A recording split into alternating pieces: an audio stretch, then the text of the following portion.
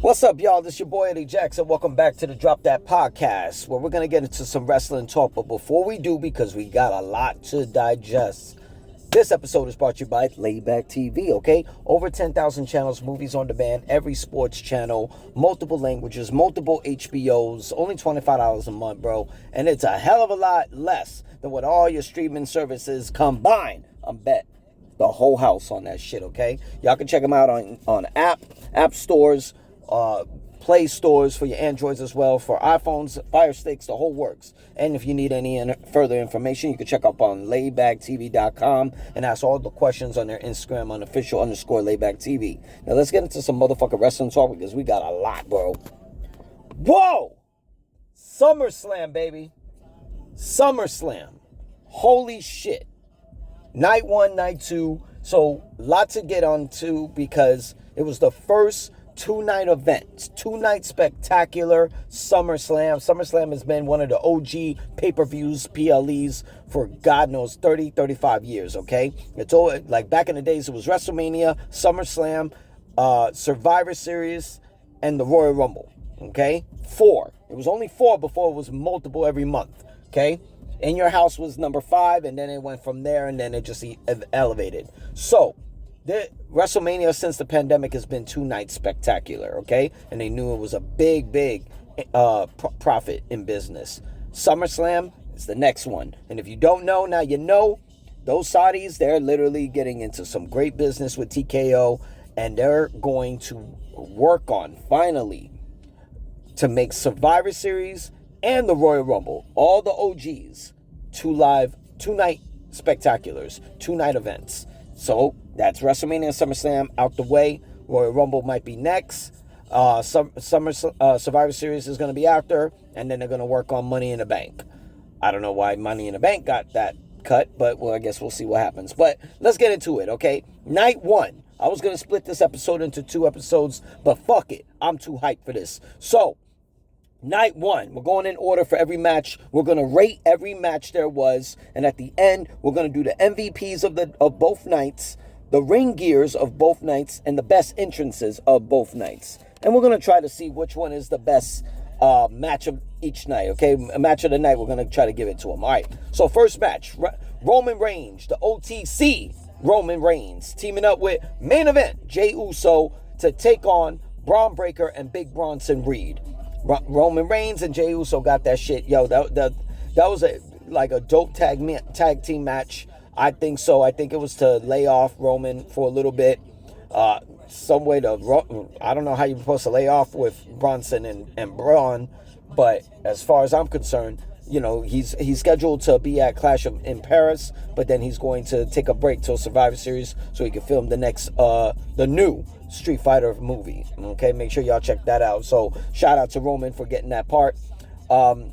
I rated that match a 4.5. It almost had me at the end. It was just a little interesting how it was put together, but no shame on it. Out of 5 stars, I give it 4.5. Great match. Shout out to Braun, Bronson, Roman, and Jey. Hope Braun, it kind of looked like he injured his left knee. Hopefully he heals up great, because them two are great aspects of the future. So shout out to them.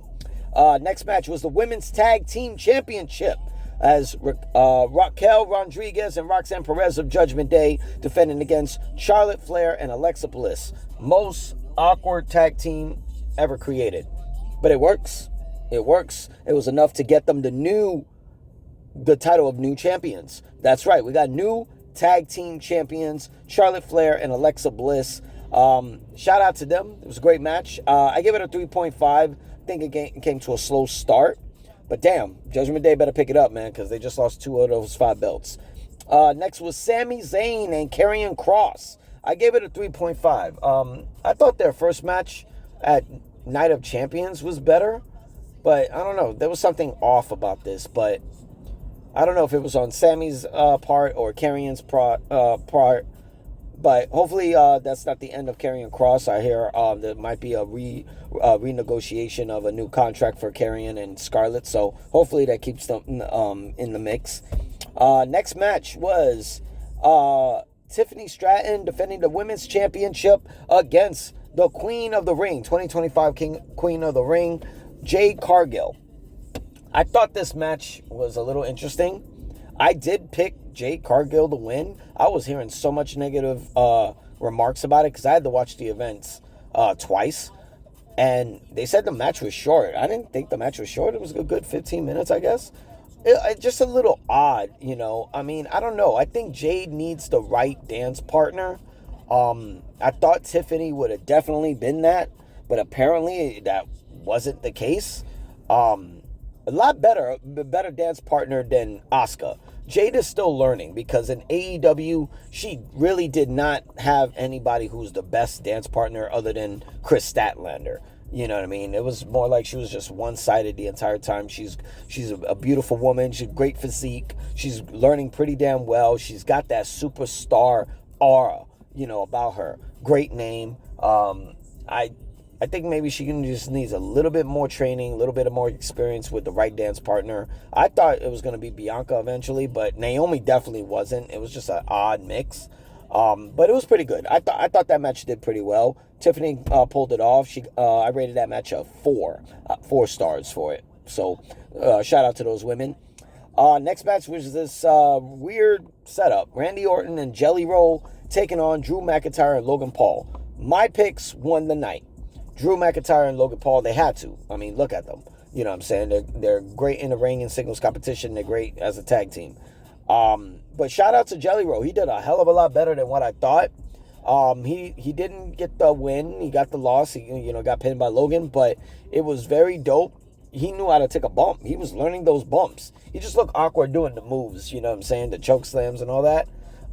Looked kind of stiff, but he took bumps great. That fucking frog splash on the table he took from Logan, shout out to Jelly. A lot of people couldn't do that, you know what I'm saying? And he did. He pulled it off. So I rated that a 4. Gunther defending the World Heavyweight Championship against CM Punk, the voice of the voiceless. I rated that what did I rate that?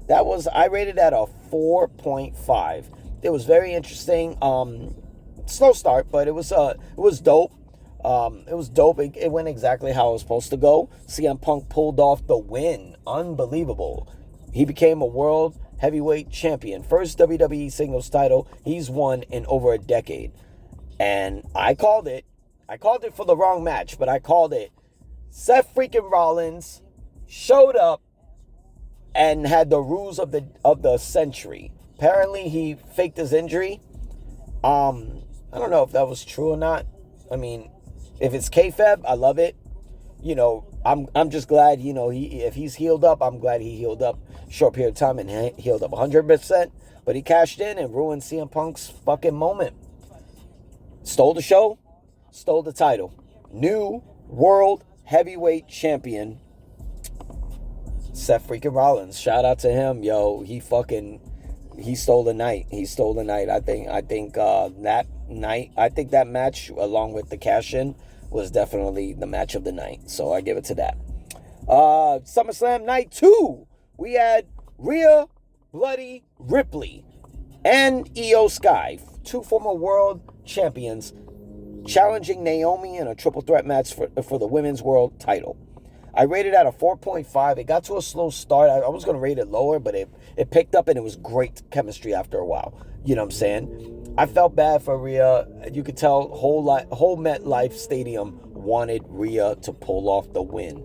And damn it, she didn't. Naomi pulled off the win and pinned Rhea Ripley. I didn't think it was going to be Rhea who was going to be pinned. But she did. She got pinned. That's 2 SummerSlams in a row. She was in the women's world title picture and literally got pinned. Damn. But shout out to Naomi. Naomi had a dope moment. Well deserved. She come a long way. We had the 6-pack TLC match for the WWE Tag Team Championship.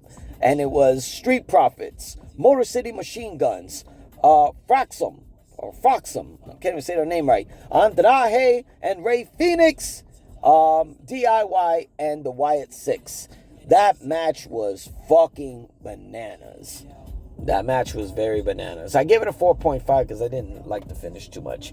I thought it would have been a better finish. But I loved every part of it. I loved all the splashes on all the tables. The involvement with Uncle Howdy and Candice LeRae. Everybody who wasn't in the match showing up in there trying to grab the titles. Loved it. I loved everyone who produced it. I loved everybody who produced it. So shout out to them. Wyatt Six pulled off the win, still champs. We had Becky Lynch and Lara Valkyria for the Women's Intercontinental title. No DQ, no count out. If Lara loses, she can't challenge Becky for that belt. And I called it. Becky wins. I call it. Bayley interferes, cost Lara the match. I thought it was pretty good.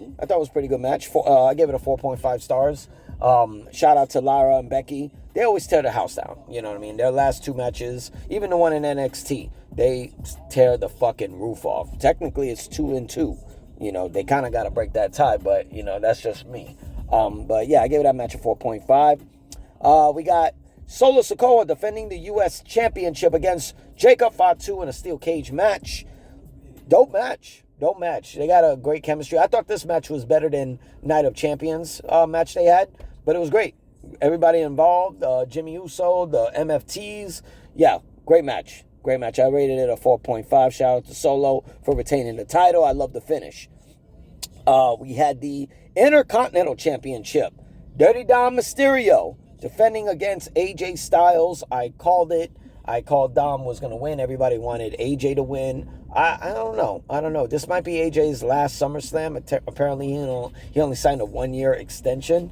So I don't know when this ends. But Dirty Dom pulled it off. You know what I mean? And it was a great match. I rated this match a 4.5 as well. It was great chemistry. Dom is getting better. Every time. Shout out to Dom. He's getting the moments. You know what I'm saying? So shout out to him. And in the main event, we had the Undisputed WWE Championship in a street fight. John Cena, the old and improved John Cena, coming in to defend the title against the American Nightmare, Cody Rhodes. I called it. Cody Rhodes winning the championship. It actually makes sense. I don't think John holding the title to Survivor Series or his final match in December, I don't think that makes sense. Always should end it in a stadium, in a big OG PLE, and I thought this was great.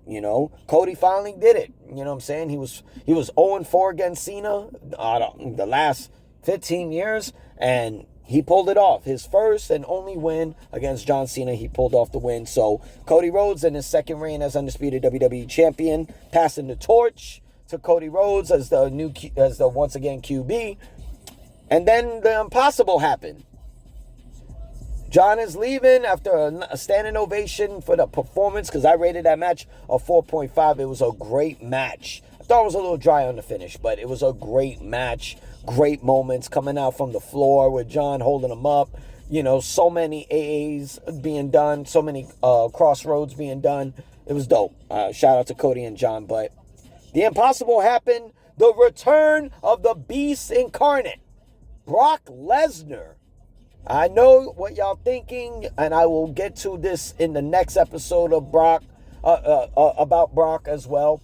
But I'm not going to waste too much time on, he was going through this with Vince and blah, blah, blah.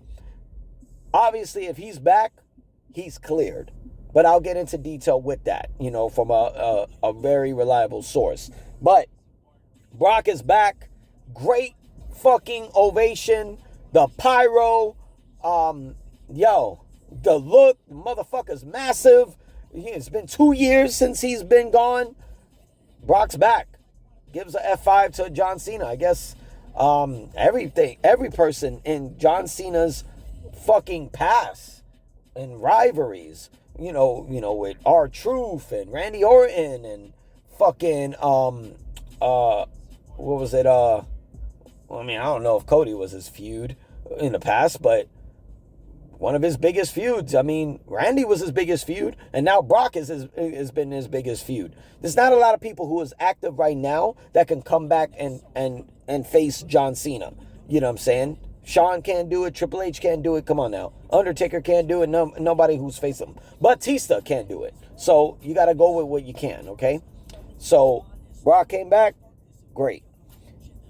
I can't wait. So I give the match of the night, John and Cody, combined with Brock Lesnar. That was a great setup.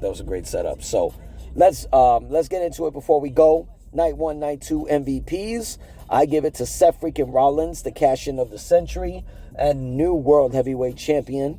So Seth freaking Rollins is there. I got Braun Breaker and Bronson Reed as a collective. Great, outstanding performance against Roman and Jay. They connect very well. Who else are we doing?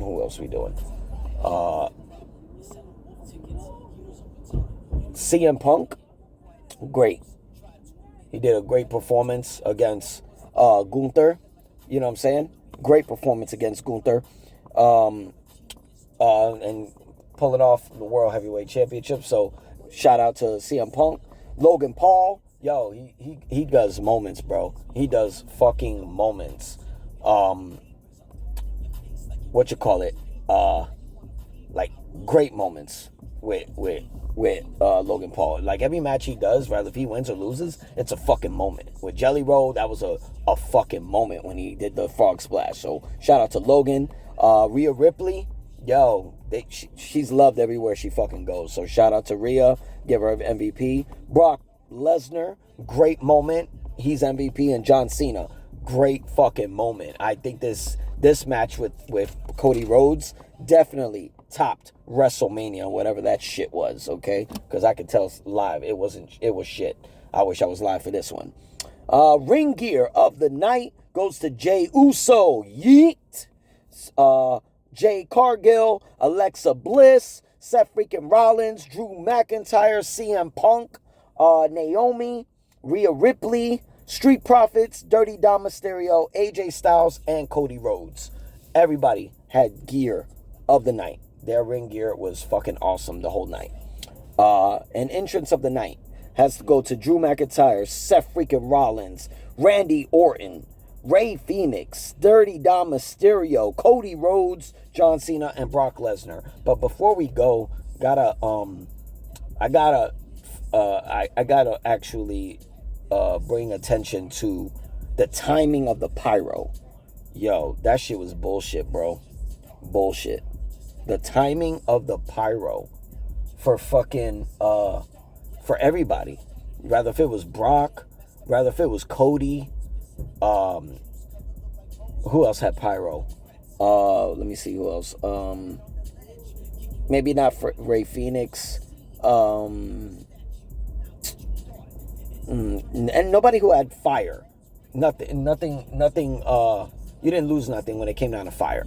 Everybody who had fire in their entrance, everything was on time. But pyro, yo, shit was trash. You know what I'm saying? The timing on everything with the pyro, when they do the pose in the ring for new champions, it was so fucking late. The timing of the pyro really fucked up a lot of people's entrances, especially Cody. Cody's one of my favorite entrances in the active wrestlers go. And his time, all the timing, every time they had a moment, the shit was late. You know what I'm saying? I did not like it, but whatever. In the end of the day, that's my only critique when it comes down to the SummerSlam production setup, But shout out to everybody involved, all the producers like Bobby Roode. Let me see who else was there. Michael Hayes. Who else? The Hurricane, Shane Helms. You know what I'm saying? Triple H. Everybody. Everybody involved. Kudos to you. Salute. You know what I'm saying? An incredible 2-night spectacular for SummerSlam. It's not needed, but I love that they're doing it. Now, let's see what we do from here. Our next episode, we're going to critique everything that's been happening in the news with the aftermath of SummerSlam and Monday Night Raw and SmackDown, okay? A lot that's going to go down. We'll see you guys soon, all right? This is your boy Eddie Jackson, so Drop That Podcast. Make sure you like the page, subscribe to the page. You already fucking know. If you got some comments for your boy, go ahead. Let it rip. I'll respond to anything, all right? Peace!